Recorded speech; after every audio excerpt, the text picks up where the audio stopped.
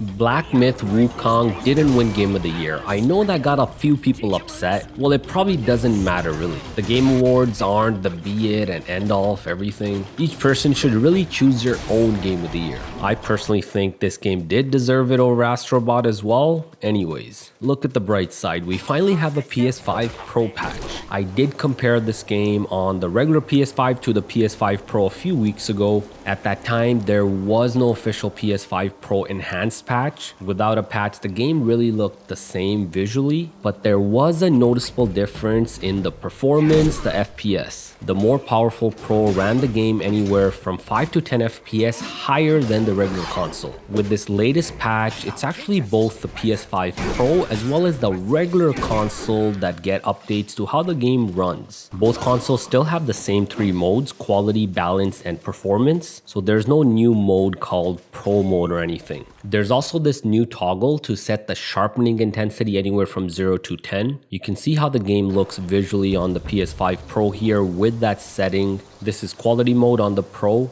sharpening intensity of 0 on the left and 10 on the right. The difference is easy to spot, especially when you zoom in 4 times. I was also wondering if this setting affects the frame rate. Here I have the PS5 Pro again running performance mode. I have the same two different sharpening settings compared here. You can see that the FPS is essentially the same. So while that new setting does change things visually, making the game appear sharper, it really has no effect on the performance and FPS. Keep in mind this sharpening setting is also on the regular PS5 and not just the Pro. For most of the comparisons I'm doing here, the sharpening is set to default medium, which is at 5. Now while I'm talking about the display settings, I might as well cover motion blur. Here you can see how motion blur looks at off, weak, and strong. Those are the 3 settings, and I have it set on the Pro here for a comparison. I do prefer to have it set to weak, and that's how I did it with all these comparisons.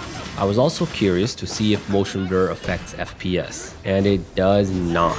You can see this footage with the motion blur off on the left and then strong on the right. It's essentially the same FPS. Perhaps strong motion blur is lower by a single frame at times, but not really much of a difference. Keep in mind this particular footage is from before the PS5 Pro patch. Now let's see how this game looks before and after that new PS5 Pro patch. Here's quality mode, perhaps slightly sharper with that new PSSR patch if you look closely, but it's hard to really tell any differences. Balance mode is where you're going to see a clear difference here. The image quality, the sharpness details is now improved with that PS5 Pro patch. Performance mode before and after the patch is shown here, and you can also see a clear difference in the amount of detail that PSSR and PS5 Pro brings with this new patch. So visually, yep, there are improvements with the patch. It's not really that huge. I mean, everyone's really gonna have their own opinion.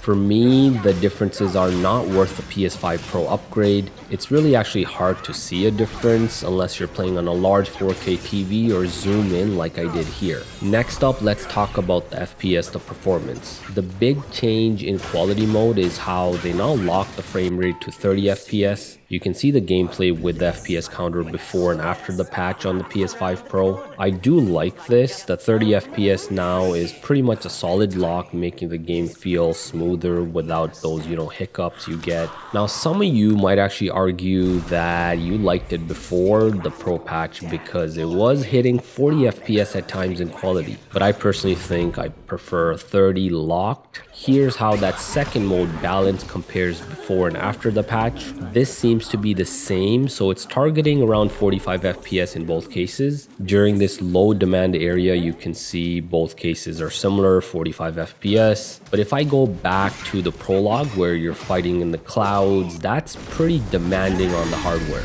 And that's really where you see a difference here. After the Pro patch, the FPS is now lower. You can see it dropping to 40 FPS with PSSR, whereas without PSSR, it's closer to 45 target. Performance mode shows a similar trend as well.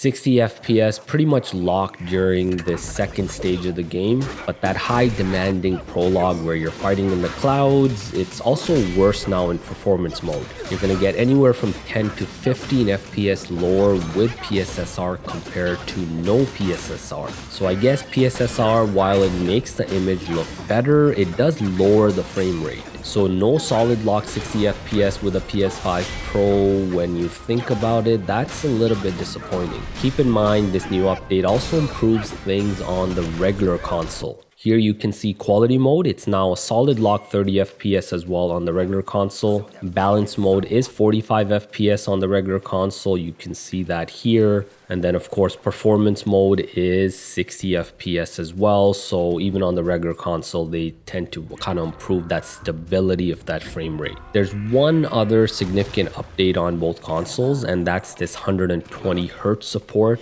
If you have a capable display 120 Hz, you can change the game to balance and it should run at 40 FPS. With the help of VRR and that 120 Hz mode, the response time does feel better and it does feel a little smoother. And that's really what you need to know about Black Myth Wukong with that new PS5 Pro patch. For the rest of the video, I'll leave you with a bit more gameplay with that FPS counter shown.